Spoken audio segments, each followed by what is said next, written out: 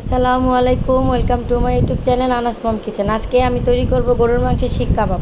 এর জন্য এক এক করে আদা রসুন হলুদ মরিচ চিলি ফ্লেক্স গরম মশলার গুঁড়া গোলমরিচের গুঁড়া লবণ লবণ খাবার সোডা হালকা হালকা পরিমাণ সব কিছু দিয়ে ধনেপাতা পুদিনা পাতা পেঁয়াজ কাঁচামরিচ সব কিছু দিয়ে ভালো মতো মাংসগুলোকে মেখে নিতে হবে। মাংসগুলোকে ভালো মতো মেখে নেওয়ার পর মাংসটাকে রেস্টে দিতে হবে ফ্রিজে আধা ঘন্টার জন্য। এরপরে এক এক করে মাংসগুলোকে ভালো মতো হাতে মথে ক্র্যাকগুলো দূর করতে হবে। তারপরে যখন ক্র্যাকটা দূর হয়ে যাবে আমরা একটা কাঠির সাহায্যে বা শিকের সাহায্যে এক এক করে কাবাবগুলি তৈরি করে নিব। শিক কাবাবগুলি তৈরি করে নিব।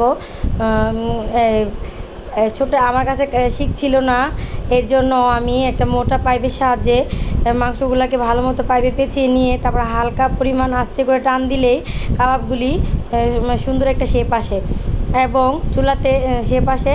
তো এক এক করে আমি সব মাংসের কাবাবগুলিকে তৈরি করে নেওয়ার পরে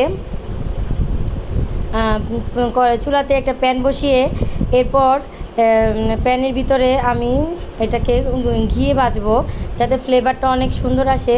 আমি ঘিটাকে প্যানে ভালো মতো গরম করে নিচ্ছি এবং নেওয়ার পরে এক এক করে বানিয়ে রাখা সব কাবাবগুলোকে আমি দিয়ে দিয়ে এটাকে প্রথম চুলার আগুনটা বাড়িয়ে দিয়ে এরপর মিডিয়াম আঁচে 5 থেকে 7 মিনিট ভেজে নিলেই তৈরি হয়ে যাবে আমাদের আজকের গরুর মাংসের শিক কাবাব। এই কাবাবের টেস্টগুলো এত ভালো আসে যে এটা রুটি লুচি বা পরোটা যেটার সাথেই খাওয়া হোক না কেন এর স্বাদ হয় অনেক বেশি মজা। তো আপনারা আমার মতো বানিয়ে রেসিপিটি ফলো করে আমার মতো খাবারটা বানিয়ে খেয়ে দেখবেন এবং কমেন্টে জানাবেন আপনাদেরটাও কেমন হয়েছে। ফিরে আসবো নতুন কোনো রেসিপি নিয়ে। আজ এই পর্যন্তই।